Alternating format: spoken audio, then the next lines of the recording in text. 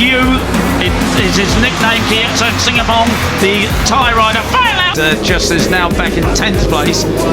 54 of yesterday's winner, Veda Patel. The whole pack got to stay very, very clean and avoiding white lines, but it is Uriarte from Daniel, and then Pratal. Look at that! It's about Tell them side by side as they go over the hill. Dinesh Usdama.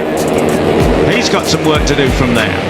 What has he got in his pocket? He's got Carter Thompson slotted into fourth. He narrowly missed the back wheel of the Indonesian rider. Them two have history. Going to come into first up. It's Uriarte then. So the slipstream effect really takes on Beñat Fernandez. Back in Dinesh just ahead of him on the track. The Malaysian, our series leader by 20. Back from Jerez, the first round of the year. You've got Gonzalez in fifth as well, Peter. Yes. Slots into third. Sullivan Mounsey gets squeezed there. The number 4 in between two other riders. Proper 3 points.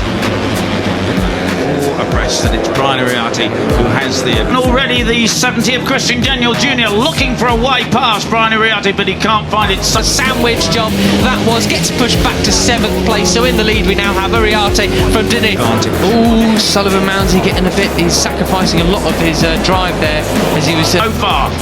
I do wonder what kind of race we're about to see. Will the riders have looked at what happened yesterday and thought, she's actually were with us championship leaders. Right, and Mitani went from 2nd back to 9th. Wow, they going up the inside. I didn't really think he had too much room to go.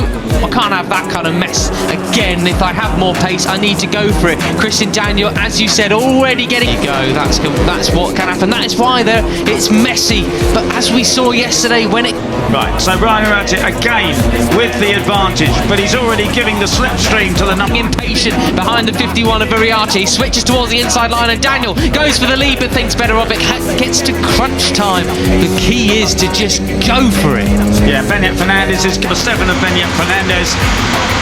And Mike Hugh round the outside as well as they come through Arrabbiata 1. We then go uphill to Arrabbiata 2. And that's where he makes his move. Going for it up the inside there, the number 7. You're looking back at the number 7, Beñat Fernandez. Down over the crest towards San Donato. It's going to be the Thai rider leading them into San Donato. Move or tries at least. As Arrabbiata says, no way. These two are very close, Charles. You're on board with Uriarte. How late can he brake, though? He does lead them through, but he's all squirrely on the brakes. But he manages to hold. Friends, they've grown up racing each other all along, and as they're getting all involved, it is Pratal. You were on board with Uriarte.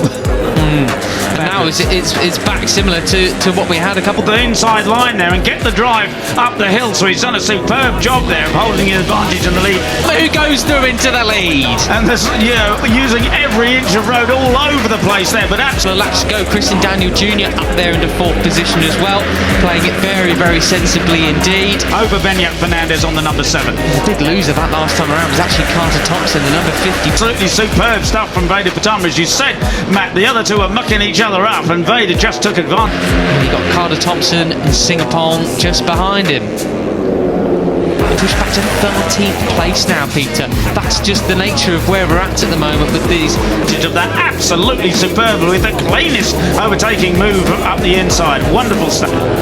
Just as we had yesterday, nobody within able to show any kind of advantage. With the slipstreaming down the start and finish straight. And you saw that red tape lying on the ground there. That's rough. We just passed the point of the circuit yesterday where Karpushin's race came undone at all. And in fact, when you look at the fastest lap for the race, Guillaume Planck, very likely the tape that they have on the radiator to keep the temperature up. And Yaroslav, the number 17, he's up into 13th on this one. He's actually nerfed wide by Marco in 15th place. Just cruel, isn't it? The whole field covered as well by...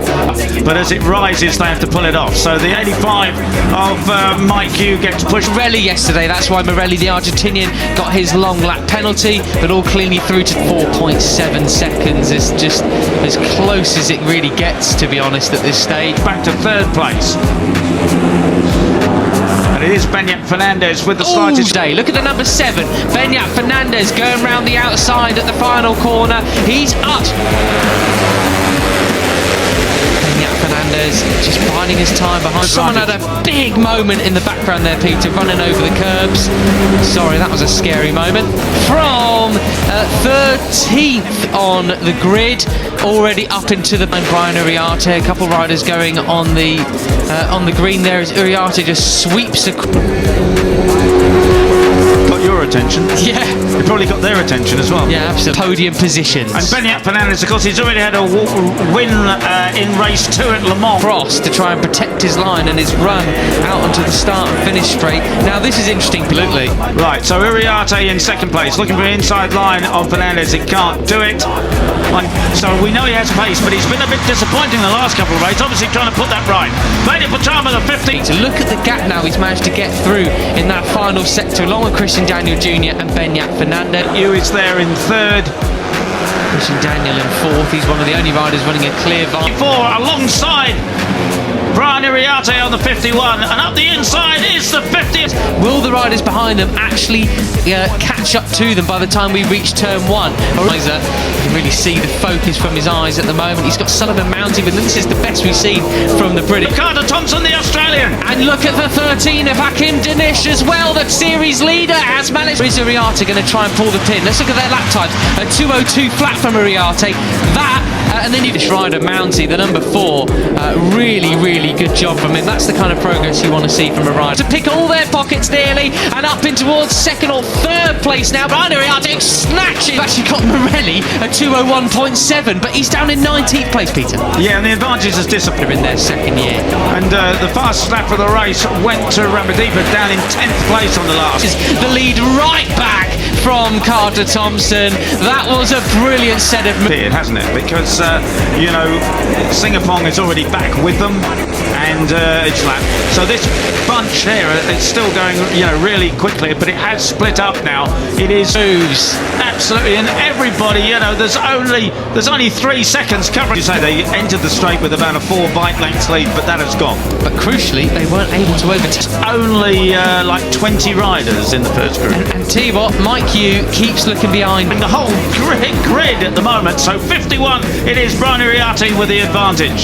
He can come down the first turn that time around, so they can eke out more of a him. And now it's Sullivan Mounty who's actually taking the lead as they run out from the final turn and down to start and finish straight. Well then, through the chicanes they come. It is the 51 from the 7. Advantage in the 3rd and 4th sector again, perhaps. Start to try and make a break. Superb, a break in front at Rookies Cup, and we haven't said that for a while, but it is the 4 of Sullivan Mounty. You've also got Singapong back there, the number 85. He's up from 20th on the break. Right, so that is the 7 of Beñat Fernandez, the 17-year-old Spaniard, the winner.